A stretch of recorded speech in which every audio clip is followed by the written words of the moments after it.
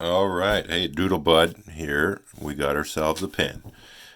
This is the Faber Castell Ondoro, and this is the smoked oak finish. So let's keep it quick. You can get a lot more detailed videos out there, but just thought I'd give you a quick rundown. Cool thing about this pen is it looks cool. It's hexagonal, with this cool chrome finish on it. So it's shiny, hexagonal. It's kind of fat. It's stubby. Got a lot of cool things about it that sets it aside from other pens. Pop cap. Pop. There you go. Short little chrome section. Fits not too bad. Comfortable. I got fairly big hands. Like I palm basketballs and all that stuff. So I got a large mitt. But it still fits in there. You can post it. I like to see that cap post a little deeper. It doesn't bug me so much. I write kind of at your classical 45 and the pen just cradles in there. But if you're one of these people that's fit, sort of write that, a little more vertical, your style is a little more vertical, I could see this being uncomfortable because the cap is pretty heavy since it's mostly metal. But anyways, great little pen.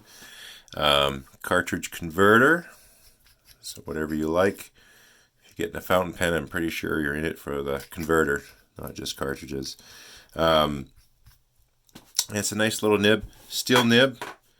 This is, I think it's pretty darn close, if not the same as the one on the loom. As you can see here, this one is a fine. They got a cool little pattern on the top, and this is just a really nice little writer. Faber Castell Ondoro.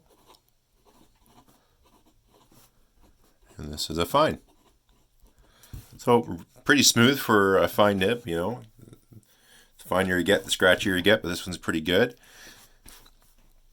This is in the smoked oak. And the ink I'm using today is Monteverde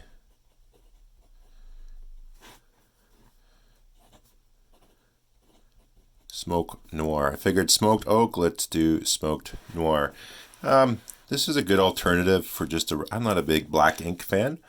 But this one here, it's more of a, like it sort of says, it's a smoked kind of finish. Like smoke from a chimney almost type of thing, a little bit darker probably. Just a gray color, smoky gray. Nice thing about it too, this is, as far as wetness for the nib, I think the nib is a little bit wetter with a different ink, of course. This is a fairly dry ink just in general. But the cool thing about this ink, just a quick off topic from the pen, is it's also semi-permanent. It's not like a Noodler's bulletproof black by any means, but I only have a couple black inks. I only really ever use this one, and I'll use this one if I'm putting something in the mail. You're always worried about a drop of water smearing out an address pretty bad, because that's all it takes with fountain pens. This one I feel pretty confident. I've, let an envelope sit, and a couple of days later you can try to smear it and it stays on there pretty good. So that's a little sidebar for this ink. If you want something that's semi-permanent, you like the color, give it a try. So I thought smoked noir would go with the smoked oak. As far as flex, this is not a flex pen by any means. If you want a flexi nib, get a flex pen. But it does got a little line variation. What you might use that for is if you're writing some notes and you want to underline something, instead of just a regular line, you can kind of bold it out a little bit, make it a little bit more noticeable. So that's maybe the most you'd want to do. But all in all, it's a pretty smooth nib. Just a nice little bit of resistance. I'm not a crazy butter smooth fan. I just find actually that when it's super smooth, my writing gets out of control. I don't have the best writing as it is, but just a touch of, feedback. You can just feel it. I find my writing looks a little bit nicer. But anyways, quick little one. I enjoy this one. It's great. It's compact.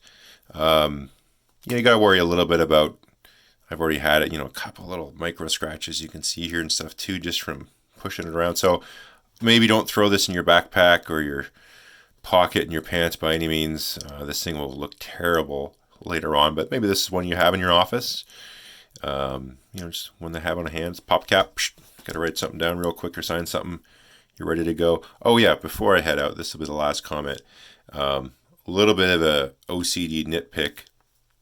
And the fact if you're watching a video on YouTube about fountain pens at 12:30 in the morning, you probably got a little OCD yourself. But one thing I noticed is, this doesn't quite square.